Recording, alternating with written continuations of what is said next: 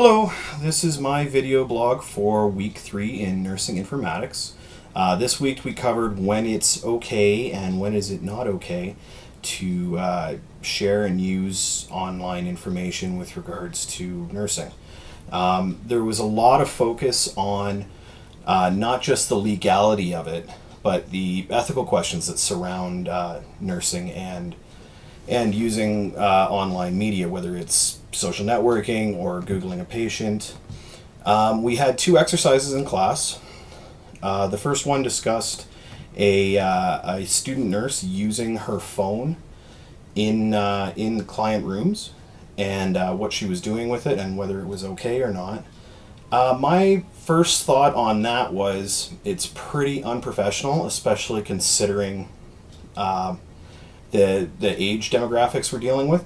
But the more I thought about it, the more I realized that this is the times we live in. People are attached to their phones for everything, and they are a great tool for everything from note taking to calculations, and that's what this young nurse was using it for. I feel that as long as she explained to the patient what was going on and why she was using her phone, that would make it okay, in a sense. I mean, assuming the patient was comfortable with it. The other part of it was the Twitter feed. She was posting about different things that happened to her during the course of her day. That one, it really depends on what was said on Twitter. Everything that I've watched and I've read on social media and nursing seems to point to the idea that yeah, you're going to do it, and yes, it's a part of day-to-day life now. But always think before you put anything on there. Is there anything that you would put on there that you wouldn't tell your boss, or that could potentially harm anyone, whether it's the patient or the place you work for or yourself? So really, it's just that old adage: think before you speak, and it's just been it just needs to be applied to the online world. In the world we live in today, where there's just a stream of consciousness put online by people all over the world,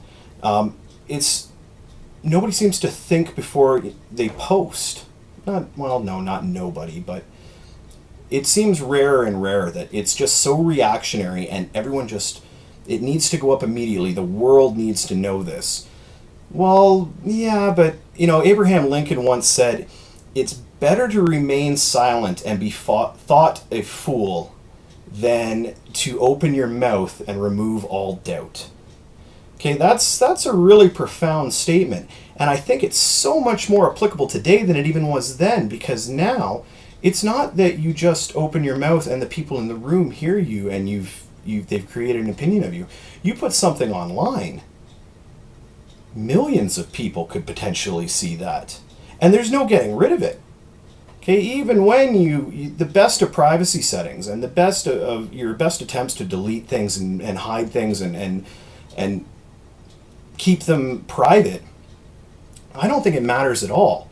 I am certain that every time I use any sort of electronic device, whether it's I'm texting on my phone or I'm doing a Google search on my desktop, I'm certain that those keystrokes are recorded somewhere buried in some server, in some basement, somewhere. There is a record of that. And there likely always will be, at least until we stop using this type of technology.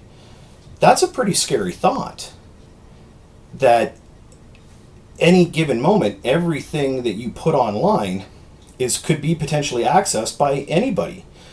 People in positions of power that are abusing their authority could take access to that. People could stumble across it by accident. And not only could people find it, that you have no control over the context they'd use with it. So it becomes a matter of not only what did you put out there and could it possibly be damaging, but it's a matter of the viewer deciding whether or not it's damaging.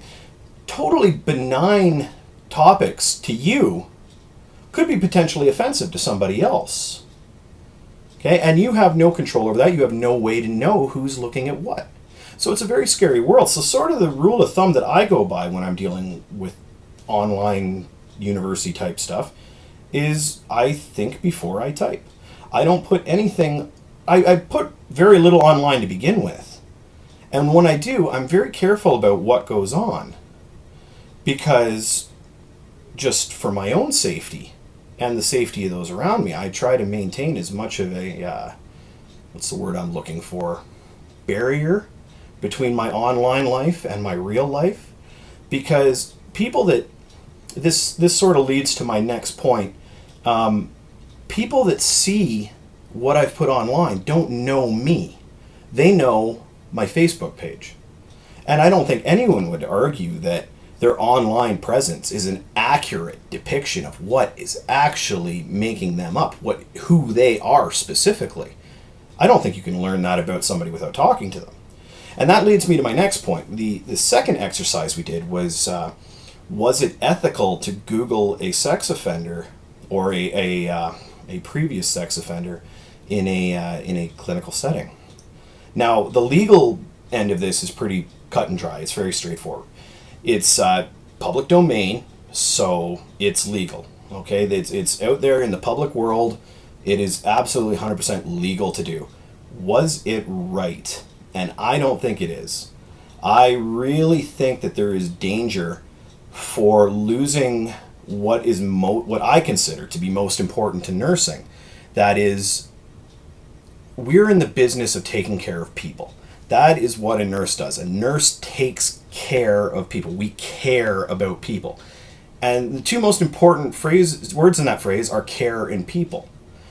So you need to be a caring person yourself, and you need to know about people. And I don't think you can know about people from what you read online. I think it can help you form an opinion of them. Okay? And I think it'll make your opinion biased. So let's say you looked up somebody online, and it doesn't need to be the sex offender example, it could be anything. Just by looking at whatever information you find, you're going to come up with some form of bias.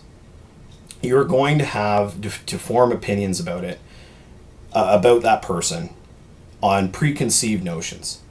And then you meet that person, and maybe you're self-aware enough to go, oh, maybe I was wrong about this, or oh, yeah, that's definitely right about that. But maybe you don't either. Maybe you don't even realize that. That's the scary thing about ignorance, is that you don't even know what's happening. So for me, for my perspective, I would not Google a patient like that. I would speak to them first. I might use Google or use the internet or social networking or any sort of electronic source later, after I had spoken with them, after I had made that initial person-to-person connection with them. Because I feel like that's the most important part of being a nurse, is being able to establish connection with other people. I pride myself on being very, what's the word I'm looking for? Observant of human behavior. Okay, I'm very good at reading between the lines. And I think that's a skill that's getting lost as technology gets more and more prevalent. It's scary to walk down the street and all you see is this. If you took all these people that are on their phones, head down, getting a crick in their neck, and you took them back to 1955, people would think they're nuts. Okay, they're more involved with their little pocket device than they are with the world around them. And I think there's a serious problem with the fact that everything is so interconnected and that we have to juggle really two lives now. We have our real life and then we have our online life. And I think the more we focus on the online life, the more we lose in real life.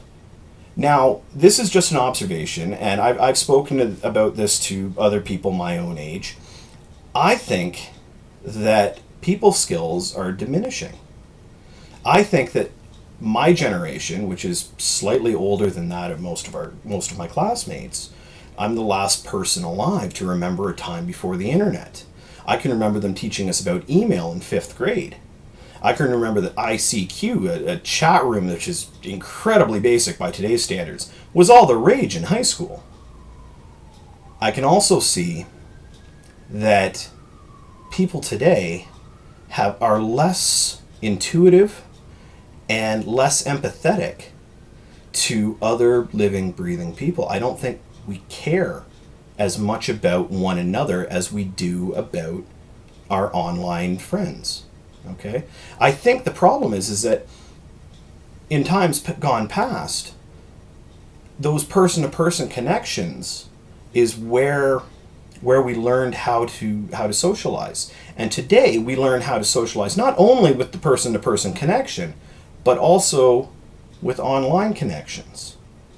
And those online connections start to have more value than new people. That's a very dangerous thought. That's a scary thought is what that is. Because it used to be, like strangers, every stranger was just a friend you never met. And there's some truth in that. But it seems like today that everyone already has 500 Facebook friends. What do I need one more for? I've noticed just in my nursing classes, and this could be a product of just me being older and maybe my people skills are more refined. That is absolutely a possibility. But it would seem to me that when I was the same age as many of my classmates, myself and my peers at that time were much better at interacting with people face to face because we had to be. We did so much more of it. There was no online life to take care of. I didn't have Facebook friends that I had to keep updated. It was a very different world. So, getting back to whether or not it was right to Google this client that came into the clinic, I don't think it was. Now, you can't, at the same time, you can't get rid of the technology. That is here to stay and is going to evolve so much more. Look at how far it's come in the last 20 years. Who knows where we'll be in the next 20? The communication revolution is really just getting started. It's nowhere near finishing yet. I mean, the rate that technology changes is absolutely remarkable. So it's not like we can ignore social media and electronic communication. That's part of life. That is here to stay. But it should not be the first source of information we have.